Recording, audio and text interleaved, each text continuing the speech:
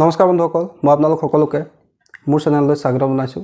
বন্ধুসকল, মোৰ নাম গোবিন্দ ৰাজ কৰ্মকাৰ, নেষ্ট্ৰবস্তু এক্সপাৰ্ট নিউমেৰলজিষ্ট।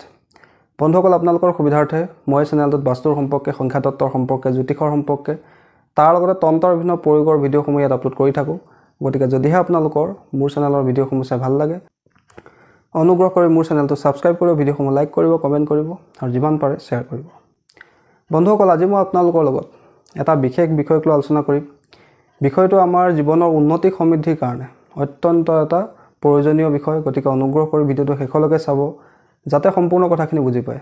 বন্ধুসকল, আজি মই আপোনালোকৰ লগত আলোচনা কৰিবলৈ আগবাঢ়িছোঁ স্বৰ বিজ্ঞানৰ এটা চমৎকাৰী উপায় সম্পৰ্কে। বন্ধুসকল, আপোনালোকে নিশ্চয় স্বৰ বিজ্ঞানৰ নাম শুনিছে। স্বৰ বিজ্ঞান এটা যোগশাস্ত্ৰ অৰ্থাৎ যোগা সাধনা কৰা শাস্ত্ৰৰ এটা অত্যন্ত গুৰুত্বপূৰ্ণ বিষয়। কিয়নো বন্ধুসকল, যোগশাস্ত্ৰ বা আয়ুৰ্বেদত কোৱা হৈছে যে আমাৰ শৰীৰত 3ডাল নাড়ী আছে, যাক কোৱা হয় ইৰা নাড়ী, পিংগলা নাড়ী আৰু সুষুম্না নাড়ী। আৰু এই 3ডালৰ মাজেদি আমাৰ প্ৰাণবায়ু চলি থাকে।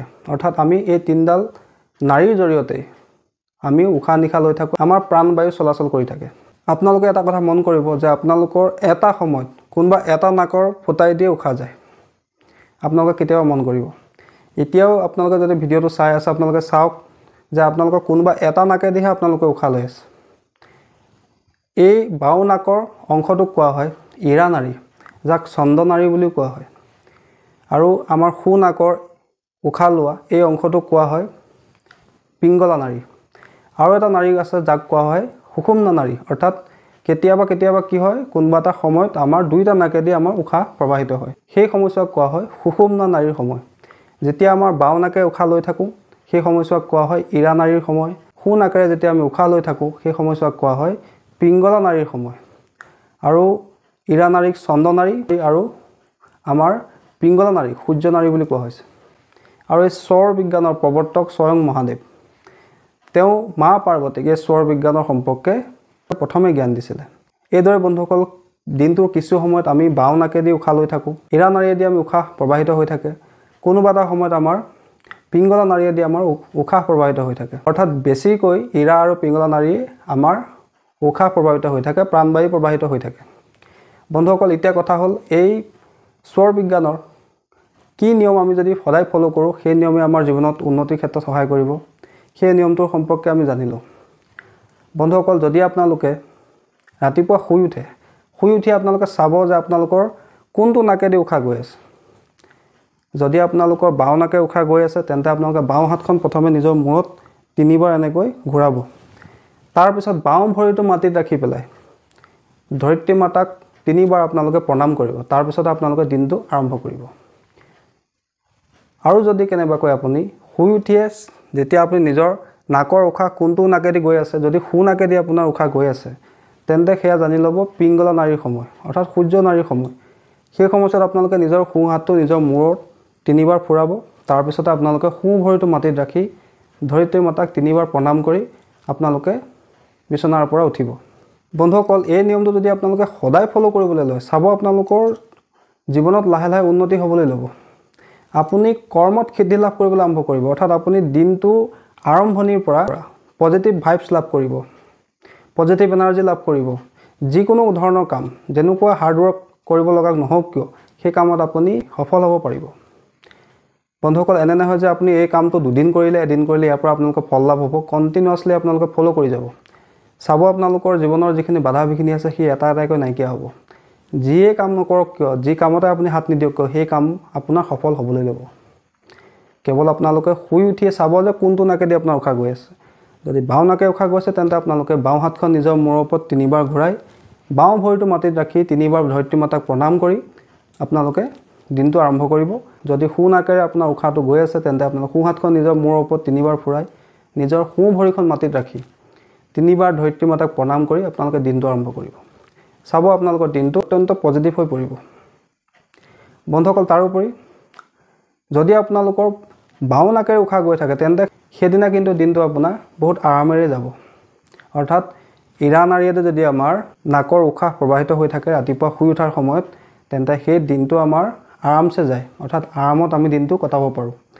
যদি কেনেবাকৈ পিংগলা নাড়ী অৰ্থাৎ সূৰ্য নাড়ীয়েদি আমাৰ উশাহ প্ৰবাহিত হৈ থাকে, তেন্তে সেই সময়ছোৱাত আপুনি হয়তো হাৰ্ড ৱৰ্ক কৰিব লগা হ'ব পাৰে অৰ্থাৎ আপোনাৰ সেই দিনটো অকমান পৰিশ্ৰম কৰিব লগা হ'ব পাৰে কিন্তু সেইটো কথা আপোনালোকে কিন্তু ধ্যান ৰাখিব ৰাতিপুৱাতে আপোনালোকে গম পাব যে আপোনাৰ দিনটো কেনেকুৱা হ'ব বন্ধুসকল তাৰোপৰি আপোনালোকে যিকোনো শুভ কাম কৰোঁতে ইৰা নাৰীৰ সময়ত কৰিব অৰ্থাৎ আপোনালোকৰ যিটো সময়ত বাও নাকেদি উশাহ গৈ থাকে সেইটো সময়ছোৱাতে আপোনালোকে যিকোনো শুভ কাম কৰিব সূৰ্য নাৰীৰ সময়ত অৰ্থাৎ পিংগলা নাৰীৰ সময়ত যেতিয়া আপোনাৰ সু নাকেদি উশাহ গৈ থাকিব সেই সময়ছোৱাত কোনো ধৰণৰ শুভ কাম কৰিব নালাগে